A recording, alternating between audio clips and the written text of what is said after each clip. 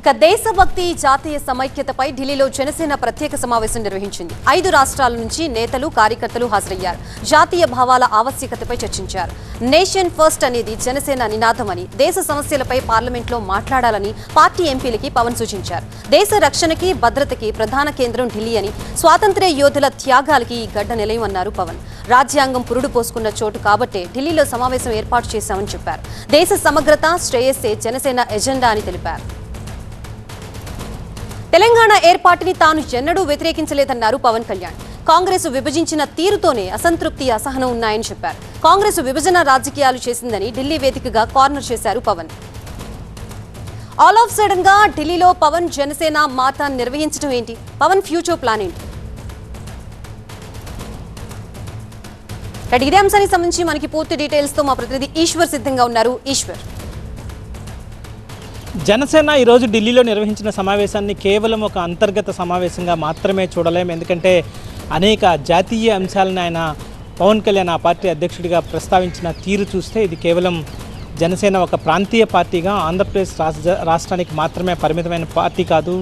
భవిష్యత్తులో తను ఎలా ఉండబోతోంది, భవిష్యత్తులో జనసేన స్వరూపం ఎలా నిర్మించబోతోంది, భవిష్యత్ ప్రణాళికలు ఏంటో చాలా స్పష్టంగా దేశానికి చెప్పే ఒక కీలకమైన ప్రకటనగా, రాజకీయ ప్రకటనగానే దీన్ని చూడాల్సిన నేపథ్యం కనిపిస్తోంది. గత కొంతకాలంగా పవన్ కళ్యాణ్ మాటల్లో వాస్తవానికి 2014లో జనసేన ఆవిర్భావం సమయంలో పార్టీ రాష్ట్ర అభివృద్ధి, అలాగే యువత, అనేక స్థానిక అంశాలతో ప్రారంభమైన జనసేన మేనిఫెస్టో ఆ తర్వాత కాలంలో చూస్తే పూర్తి స్థాయిలో దాన్ని రూపాంతరం చెందినట్టుగా మనకి అర్థం చేసుకోవాల్సిన నేపథ్యం. ప్రస్తుతం జాతీయ సమైక్యత, జాతీయవాదం, విభజనవాదానికి వ్యతిరేకం లాంటి అనేక జాతీయ అంశాలని ప్రస్తావిస్తూ వస్తుంది.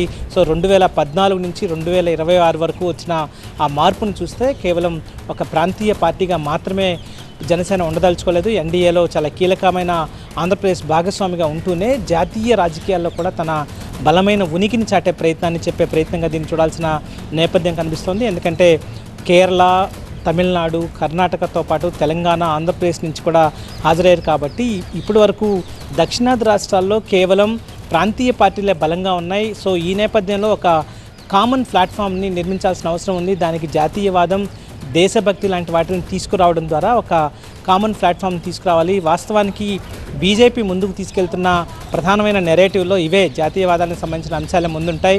సో దాన్నే పవన్ కళ్యాణ్ కూడా ముందుకు తీసుకెళ్తున్నారన్న విశ్లేషణలు కూడా ఉన్నాయి. తెలంగాణకు తాను వ్యతిరేకం కాదంటూనే తెలంగాణ విభజన చాలా అనైతికంగా జరిగింది. అప్పట్లో పూర్తిగా ఏమాత్రం అస్పష్టంగా రాష్ట్రాన్ని విభజించారు. అదే సమయంలో దేశ విభజన సమయంలో కూడా అల్లర్లు జరిగాయి. దేశ విభజన రాజకీయాలన్నీ అప్పట్లోనే ప్రారంభమయ్యాయని చెప్పడం ద్వారా కాంగ్రెస్ పార్టీ కూడా దేశ సమగ్రతకి ముప్పు వాటిల్లే ప్రయత్నం చేస్తోంది అనే కాంగ్రెస్ని కూడా ఢిల్లీ వేదికగా కార్నర్ చేసే ప్రయత్నాన్ని పవన్ కళ్యాణ్ చేశారని మనం చాలా స్పష్టంగా అర్థం చేసుకోవచ్చు. దేశ సమగ్రత, దేశభక్తి అనే కాన్సెప్ట్తో ఈరోజు ఆయన ఢిల్లీలో చేసిన ఈ కవాతు చూస్తే మాత్రం ఖచ్చితంగా భవిష్యత్ రాజకీయాల్లో జనసేన స్వరూపం ఎలా ఉండబోతుందో చెప్పే ప్రయత్నాన్ని ఆంధ్రప్రదేశ్తో పాటు దక్షిణాది రాష్ట్రాలతో పాటు దేశానికి ఇచ్చినట్టుగా మనం అర్థం చేసుకోవాల్సిన నేపథ్యంగా కనిపిస్తుంది. Right, thank you Eshwar.